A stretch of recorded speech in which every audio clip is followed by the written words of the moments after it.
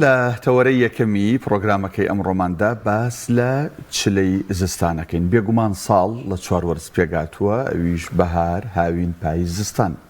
لە کوردەواری خۆمانە زۆر جار گوێمان لێیە دەبیستین کە دەوترێت چلەی هاوین،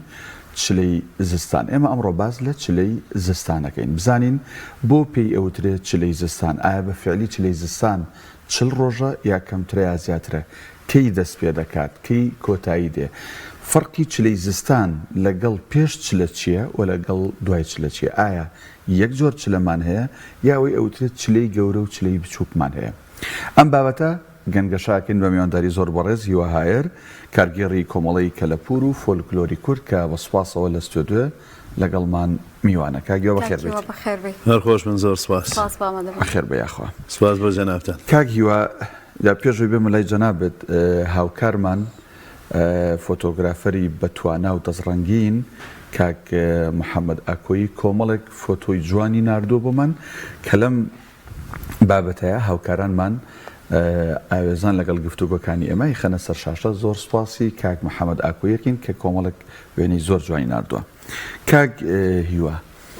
چلەی زستان بۆ پێی ئەوترێت چلەی زستان و ئەم چلەی زستانە یا چلەی هاوینە کە ئەوترێت لە چیەوە هاتووە؟ ڕاستەکەی زۆر سپاس بۆ میوانداریەکەتان و دڵخۆشم کە لە خزمەتانم و لە خزمەت بینەرانی بەڕێزام. دیارە ئێمە گەر بگەڕێنەوە بۆ زۆر کۆن هەمومان ئەوە ئەزانین، یعنی ئاگامان لەوەیە کە چەند ساڵێ لەمەوە پێش 10 ساڵ 20 ساڵ 40 ساڵ هەتا بڕۆی بۆ پێشەوە زروف و زەمن سەختتر بووە. ئەگەر زۆر بگەڕێنەوە بۆ کۆن لە کۆنا ئەم 4 فەسڵە نەبووە، یعنی من حەزەکەم ئەمە بینانی بەڕێز بزان، یعنی فەسڵەکانی پاییز و بەهاری تیان نەبووە، تەنها 2 فەسڵ هەبووە. لە زۆر کۆنا 2 فەسڵ هەبووە، فەسڵی سارد و فەسڵی گەرم، ینی فەسڵی گەرم و سارد هەبووە و فەسڵی ساردیش بەشە زۆرەکەی بووە. یعنی ئەگەر تۆ زۆر کۆن باسکەین لەواچی هەر زۆر کۆن باز نەکەین، ئەگەر ساڵی 40 تا 60 لە مانگی 2 هەتا مانگی 5 ئەمە هەر سارد و سەرما و بەفروانە بۆ. بەڵام ئەگەر زۆر بۆ کۆن بڕۆین فەسڵە ساردەکە تقریبا لە مانگی 9 تا نزیشی 5 و 6 بووە. دواتر ئەو فەسڵی تر پیانتۆ فەسڵی کە سەرما نەماوە، فەسڵی سارد نەماوە، پیانتۆ فەسڵی گەرم. بەڵام لە گۆڕانکاری مەناخ و ئەوەیە کە ئیبینین ئەوە لەم چەند ساڵی دوایشا زۆر خێراتر بووە هەستی پێەکەین. ئەم 2 فەسڵی پاییز و بەهار هین دروست بووە، فەسڵی پاییز و بەهاری کەوتۆتە بینەوە، چکە ئەو فەسڵانەی کە لە فەسڵی گەرم دەرەچێت فترەیە فەسڵێکە نە گەرمە نە ساردە پێشوی بگەیتە سەرما بێ بە پاییز، کە ئەو پاییزەش فەسڵێکە هەر خۆی فەسڵێکی کورد بووە، چۆن چکە هەر مانگی پاییز بووە، تریشی نیوەی و گزستان وا بووە. فەسڵی بەهاریش ئەگەر ئێستا تێبینی بکەین کاڵەی بەهار لە 21 سایەت سیرەکەی تەنها مانگی لە بەهارە، چ ئەین دوانەکەی تری تێکەڵ فەسڵی گەرم بووە. ینی ئەم مەناخە گەر وای لێبێت لەواچێ هەر وەک خۆی لێبێتەوە ئەم فەسڵی هینەشی نەمێنێ، فەسڵی بەهارەکەشی نەمێنێت، چکە ئێستا بەهار بەداخەوە بەهاریش وەکو هینی لاتوە هاوینی لاتوە. ئێستا هەر لە مانتقەی گەرمیانی خۆمان لە کەلار و ئەوە یاین دەی 2 بەهارێتی ها تەماشاکەی سەیریکەی گەرماکە چەند زۆر. ئێستا ئەگەر سەیریکەی هەر لە مانگی 5 و 6 و 7 و 8 و 9 ببورن لە مانگی 4 5 6 7 8 9 10 11 گەرمە. ئێستا حالینەوە 7 مانگ ئەم ساڵانەی پێش دروستی تقریبا 7 مانگی بووە بە هاوین بەداخەوە، ینی خەریکە وای لێتەوە. جا ئەم 2 فەسڵە سارد و گەرمە لاخیرا ئەوەی وای لێ هاو کە مەناخ وەڕاوەک عەرزم کردن بووە بە 4 فەسڵ. بەڵام بابەتی چلە چییە؟ ئێمە ئەگەر زۆر بگەڕێینەوە بۆ کۆن مانگە کوردیەکان 9 مانگ هەبووە، یعنی 9 مانگ هەبووە لە فەسڵە کۆنەکانە 9 مانگ هەبووە، هەر مانگێکی 40 ڕۆژ بووە. ئەین 4 کەڕۆنەوە 360 ڕۆژ ساڵەکە 9 مانگ بووە، نەگووە ئێستا 12 بێت. یعنی کورد بۆیە زۆر شتیش هەرەڵێت چلە، هەڵێ هەر شتێکە بێت تەعزیە بێ ئەوە بێڵێت چلەی چووە، زۆر وشەی چلە هەیە لە فەرەنگی کوردەواریە. بەڵێ چلەی چووەوانە. ئەم چلەی کوردەواری چۆن بووە لە مانگی لە 20 بۆ بیستی دوانزە شەوی چلەی کوردیە بیستی دوانزە بە پێی مانگە نۆمانگە کوردیەکە بیستی 20 لەسەر 21 21 ببورە ئێستا خۆی ئەڵێن 20 لەسەر 21 بەڵام لە ئەسڵا 21 لەسەر 22 ئەو شەوە ئەخیر شەوی سەرماوەرز و یەکەم شەوی بە فرانباری کوردیە ئەوە پێوترێت چلە جاگەر هینی نەکەم بە باسی تر باسی کەم ئێمە ئەوەی بینراوە لەم ساڵانەی دوایە ئەو شەوەیان ناوناوە یاڵدا کە وشەی یاڵدا وشەیەکی نامۆیە بە کەلتوری کوردی ئەگەر ناوەکەش ناوی وشەیەکی سریانیە ئەو وشە سریانیە ئەو وشە سریانە بە مانای لەدایکبوونیە مەسیحیەکان ئەم وشەیان هێناوە بردویان تۆ بۆ لەدایکبوونی حەزرەتی مەسیح کە هەنێک گەڵێن 20 هەنێک گەڵێن 23 وردە ئەم شتیان بردەوە بۆ سەری ساڵ و بۆ بردویانە بۆ یادی لەدایکبوونی حەزرەتی مەسیحیان بردەوە بۆ سەری ساڵ ئەو شەوشیان ناوناوە شەوی لەدایکبوون بە مانای یاڵدا بەڵام ئێمە وەکو کۆمەڵی کەلەپور و فۆلکلۆری کورد ئەمە چەند ساڵێکە نازام ئاگاتان لێ ئێمە ئەو ناوە ئەمانەوێ هەم شەوەکەی ڕاستکەینەوە هەم ناوەکەی ڕاستکەینەوە شەوەکە 20 لەسەر 21 نییە بەڵێ کە پێڵێن یاڵدا ناوەکەش یاڵدا نییە چلەیە شەوی چلەی کوردیە لەو نۆمانگە کۆنەیە کە مەناغ زۆر سەخت بووە ئەو شەوە شەوی چلەی کوردیە و ناوەکەش چلێ ئێمەش بڵاوکرایەکشمانەی هەر بە ناوی شەونامەی چلە ئەی چۆن ڕۆژنامە هەیە ئێمە شەو ئەو شەونامەی دەرەکە ناوی شەونامەی چلەیە حەزەکەین خەڵک بە ئاگا بێتەوە ئەمە ناویشی جەژنێکی کوردیە بۆی ئەو شەوەش خەڵک دیسان دانیشتن و مەجلیس و کەیف و خۆشی و شادیان جێڕاوە بەڵام وردە وەکو ئەوەی کە کورد فەرهەنگ و کەلتور و کەلەپور و زۆر شتی شێواوە ئەو شتەوەش کە بووە بە یاڵدا شێواوە هەر بە ناوی چلەوە بەڵام ئیترەوەی کە ئەیبینین لە ئێستاە مەناغ گۆڕاوە ئەم چلەیە هاتووەتە بەپێی ئەم 4 فەسڵە هاتووەتە شانزەی یەک یعنی وابزانم دوێنێ ئەکات بەڵێ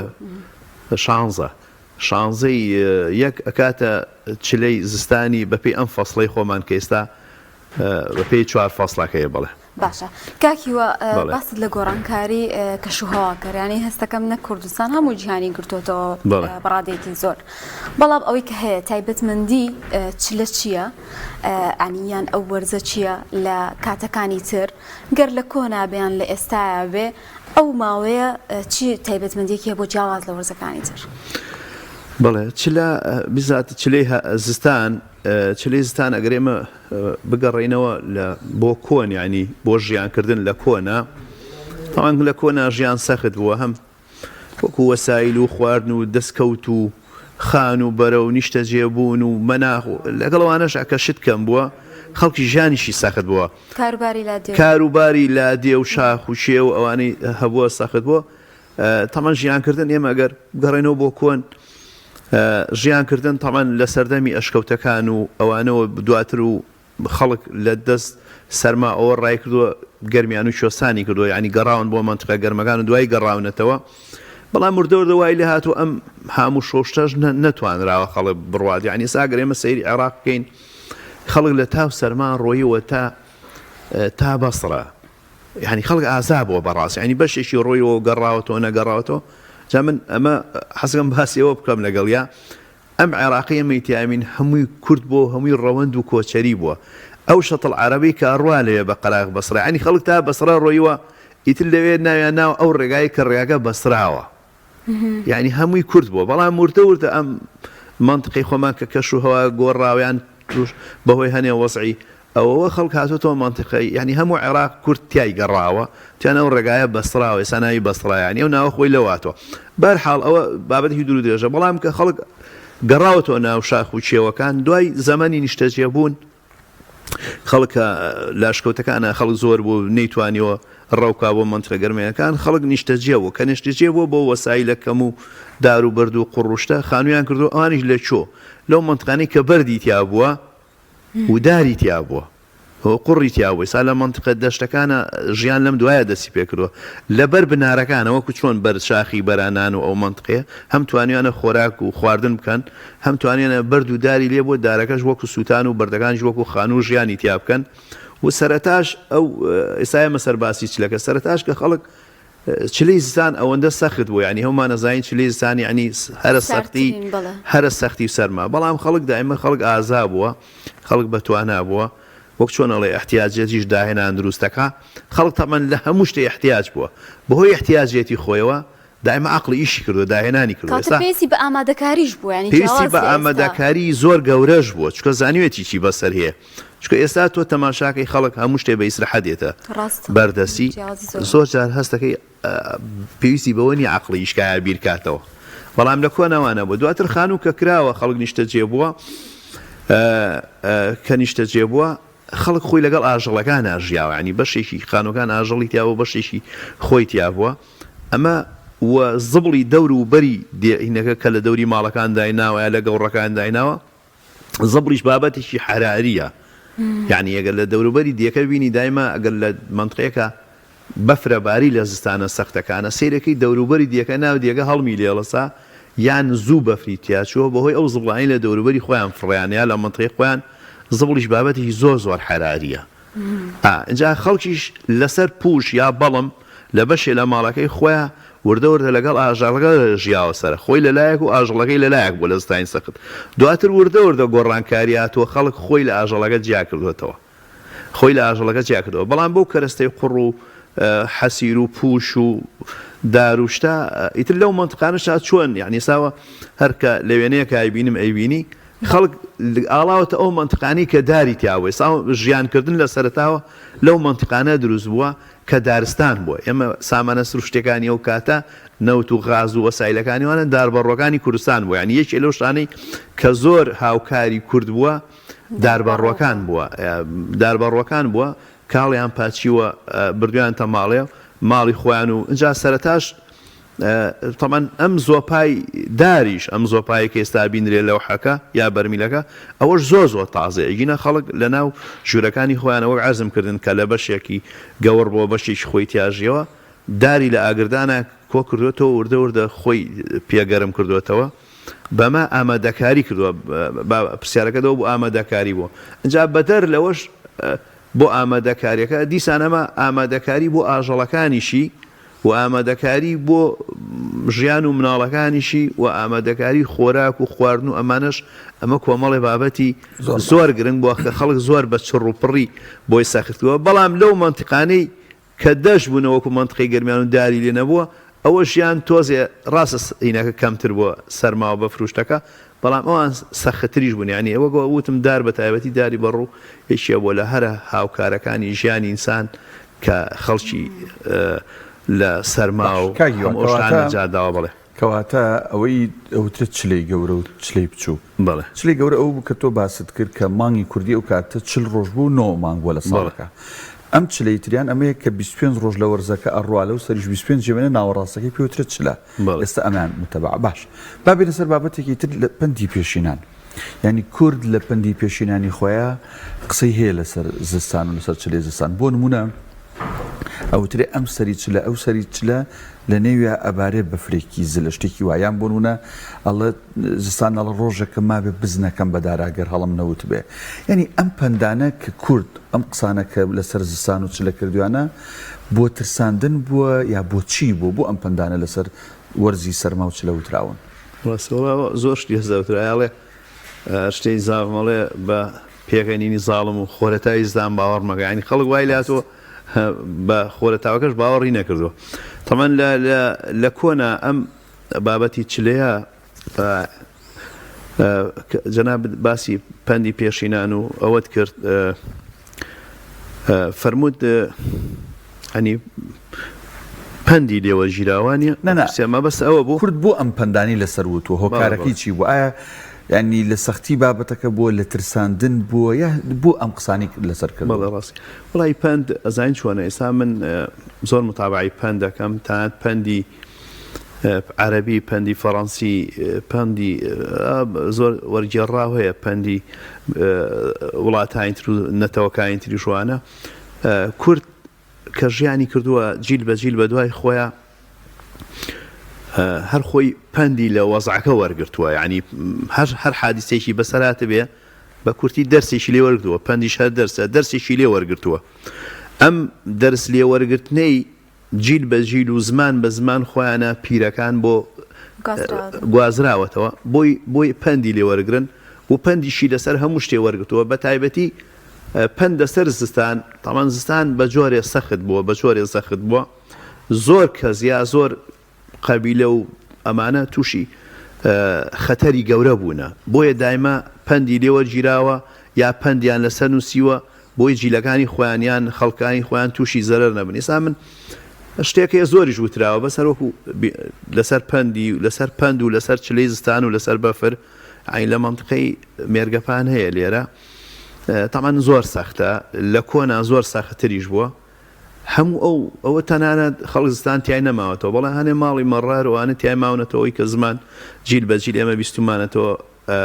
کەس و کارمان لەو مەنتقەیە هەیە ئەڵێ کۆمەڵێ ماڵی زۆری تیا ماوەتەوە شەوێ بەفرێکی سەخت یاوەتی بەسەریانە ئەڵێ یەک ماڵەوانە ئێستا ئەو شوێنە پێوترێ بەختۆخە یەک ماڵەوانە کە پیاوێکی پیریان هەبووە تەواوان پیر لە هەموو دنیا یعنی تەجروبە یعنی فکر یعنی عەقڵ و ئەوانە دایمە ئەڵێ هەر ماڵێکی ئەگەر پیرێکی نەبێ پیرێ نایەنێ پیر ئاوایە پێوتون ئەگەر ئەم شەو ئەم بەفرە زۆر سەختە بێ لەواچێ هەمووان تیاچین تەمەن گەنجەکانیش بە قسەیان کردووە و ئەوە وتێتی ئەم شەو حیوانێکی زۆر گەورە سەر بڕن جوانەگا و مانگاوشت هەتا بەیانی ئاگریش بکەنەوە بە دوای یەکانیوەتان گۆش بخۆن نیوەتان بەس بەفر ماڵون لە ماڵەکە دووری خەنەوە بەڵام ماڵەکانی تر ئەوانەی ئەویان نەکردووە گویان ناوەتی هەمووی ئەڵێن تیاچون لە ژێر بەفروشتەکە کۆتەیانەتەوە بەس ئەم ماڵە ئیتر کە دنیا ڕەش بووەتەوە هەمیان دەرچوون و ئەڵێ وتێتی شەر بێ بڕۆم لە شوێنی هەتا ئەماوم بەفر نەبینم ئەڵێن ئەو ماڵە ئێستا چوونە بۆ شام ئەوانە ئەین تۆ تەماشاکە ئەم چیرۆکە تا ئێستا هاتووە سەختی زستان و ئەوە چییە خەڵگە بێ دەرز دەوەرگێ بەڵام پیرەکان کە خۆیان چیان بەسەرات و یعنی لە زستانەکە لە چلەیەکە چ نەقسێکیانە و چی کەم و کورتێکیانە بووە ساڵی دوایی دەرسیان لە وەرگتەوە پەندیان لە وەرگتەوە ویستویانە ئەوە دووبارە نەبێتەوە چکە بەڕاستی تۆ ژیان لەسەر ئاژەڵەکان بەوەی لە وێنانە شایبیندرێ تۆ تەماشاکێک کە بەفر ئەپارێ ئاژەڵ هەرەوە نییە تۆ خواردنێکت بۆ هین کرد وەکو گەڵادار و وەکو کاوجۆ ئەو شتانە بەڵام ئەی تۆ چۆن ئاوی بۆ داوینەکەی خۆ بفر ناوێ ئەوانەی بینیومانە لە کۆنا یان هەموو شوێی لادێمان کردەوە یعنی یەکەم کار ئەوە بووە لە چلەی زستانە کە خەڵک بەفری لێباریوە خەڵکە ئازاکان و بەفرشکێنەکان بە خاکەناز ڕۆیشتون جارێ بە دەرەجەی یەکسەر ڕێی کانەکانیان کردوێتەوە سەر ڕێی کانەکانیان کردەوە هەم بۆ خۆیان ئاو بێنن چکە ئاوی کانی نایبەستێ هەم بۆ ئاژەڵەکانیان ئاو بێن یا ئاژەڵەکانیان بەرن ئاوی بن و دوای بکڕێتەوە گەوڕەکان ئیتر ئەمە کۆمەڵێ کارەساتی زستانە کە لە زستانە ڕوویاوە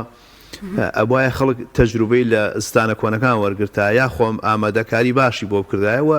دیسان لە بابەتی خواردن بۆ خۆیان یعنی تەمان لە کۆنا ئەگەر ئێمە باسی کۆنەکەین بەدەر لە ئافاتی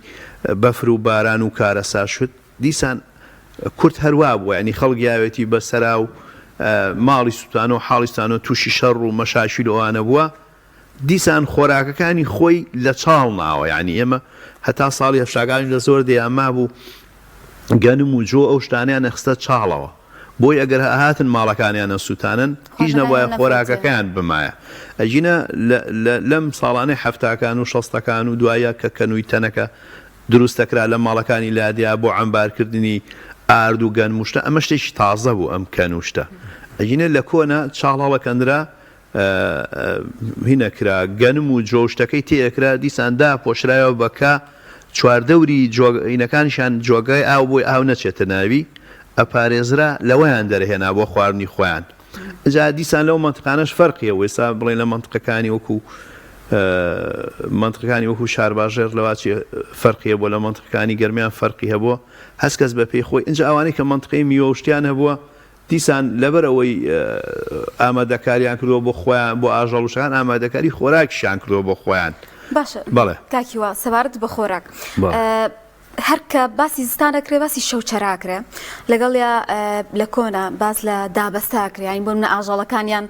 قەڵەوە کرد بۆ وەرزی زستان ئەیان خوارد بۆ پیکە ناچوونە دەرەوە قاورمەیان لە دروستەکرێت ئەو قاورمە ناکە بە نۆک دروستەکرێت طبعاً ئەوەی کە بە گۆشتە و بە تام و لەزەتێکی خۆی هەیە لە کۆنا دروستەکرا ئەمە چۆن بۆ باسێکی لێو کەیان تایبەتمەندی ئەو خواردنانەی ئەو کات وڵای وا باسیەکڵی خۆی لەو سەردەمەژیەوە وڵایتر لەسەریشی بخێنیتەوە ئەو باسانە باسی خۆشن چکاڵێ هەر گەلێک گەردا هاتووی نەبێ ڕابردووشی نابێ ئێمە ئەوەی کە ئێستا هەمان داهاتوویەکمان هەبووە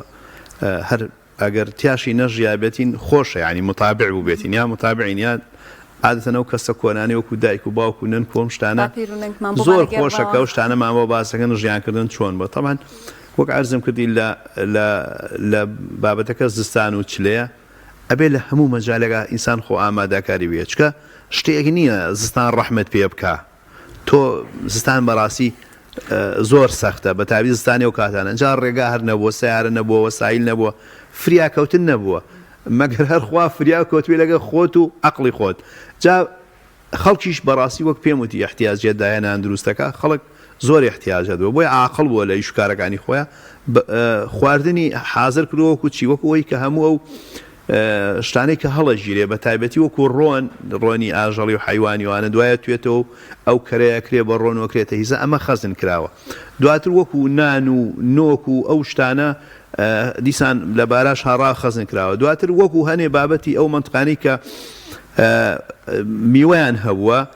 میوەکانیان وشی کردوەوە ئەین لە چەندیان بە تەڕی خوارد و ئەوەیان هەڵگرتەوە بۆ زستان لەبەروی هەندێک میوە هەیە بە تایبەتی میوەی وشی حەراریە جاوی جەناب باسی قیمەت کرد ئەوان کە زۆریان باتووە حیوانەکانیان سەر بڕیوە بەڵام ئەو کاتە وەک عەرزم کردی تەمان سەلاجە و تەنانەت وەسایلی تەنەکە و پلاسیکیشنەوە تیا خەزنکەن ئەو شتێکیان دروست کردووە لە قوڕ وەک تەنور سووریان کردوێتەوە وەک شێوازی تەنور یا کەنووی ئین بە قوڕ هاتوون ئەم حیوانیان کە سەر بڕیوە کردویانە بە قاورمە ئەم قیمەی ئێستا ئەوەیە بە کوردی یعنی تا وەرگرتنی فکرەکە ئەوەیە ئەو کاتە گۆشتەکانیان ور کردووە هەر جارێک کە زۆریان بواتەوە یا برسیان بۆ یا حەزیان لە گۆشت بۆ یان سەخت بۆیە ئەوە هاتوون چەند چنگێک لەوە بە چنگی تر بە چەند چنگێ لەوە لەناو ئەو کەنووە قوڕا دەریان هێناوە تەمان سارد بۆ خراب نەوە کە ماڵی زستان تەمان ساردە ئەوان لە ژوورەکانی تردایانێن هێناویانە دایان ناوە بەڵام لەبەر ئەوەی تەمان خەڵک دایمە زۆر خۆر بۆ ئیشی کردووە هەم خۆراکیش کەم بووە هاتوون بەشتی ترەوە خواردویانە ئەو قاورمەیەک جەنابەت باسیەکەی زیاتر بۆ برن خەڵک بەس خچێتی سەر ساوەڕ ینی بە حەجمی خۆی خواردوێتی تر تا زستانەکەی پێتێپەڕانوە بابەتی قاورمە ئەوەیە و لەوە شاهڵی شیراوە هەتا ئەم ساڵانەی هەفتا و شتەش ماوە بەس ئێستا لە شوێنەکەەوە نەماوە بۆ بە قیمەی مەشینەکە بڵێ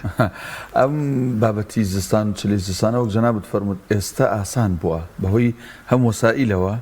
هەم ئەو سرما و بەفر و بارانی جارانیش نەماوە بەڵام ینی جاران تۆ لە باو باپیرانمان ینی لیان بپرسە بۆ نمونە دار و درختیان پاراستۆلەوەی نشکێتەوە بەهۆی بەفری زۆرەوە خانەکان کە دانەڕمێن بەهۆی بەفری زۆرەوە ینی بەڵێ داماڵینی بەفر بەڵێ ینی زۆر ژیان قورس بۆ بەڕاستی اینجا جلوبەرگی ئەو کات ئەجا خۆگەرمکردنەوە ئەجا بۆ ئاژەڵ بۆچی بۆ ڕێگەیکانی ئەوی تۆڵە ینی ژیان زۆر زەحمەت بووە وە زستانی زۆر سەخت بووە بەڵام ئێستا هەم زستان سەخت نیە هەم ژیانەکە ئاسانتر بووە ڕاست زۆر باشە کە هیواهەیە زۆر سپاس بووی کە لەم تەوەرێ لەگەڵمان بووی سپاس دەکەین سپاس دەکەم وڵا لەسەر ئەوەی تۆ ئەگەر یەک دقە قسەیش خۆشی خاڵە ڕەجە بم بیرەکەوێتەوە ئەوەی هەڵەبجاڵێ ئەڵێ باخیە بێەوە جەنابەت دەڵێ دارتەکانوشن ئەڵێ تەلاقم کەوتە بێ باخ دایمە ئیشی تایە کۆمەڵی برادرە چنە ڕەفیقێچنە باخەکەی بەفرە و بەفرێک دای پۆشیوە خۆ نە ئاوانەیە نە بژار نیو مەتر بەفر باریەوە ئەڵێ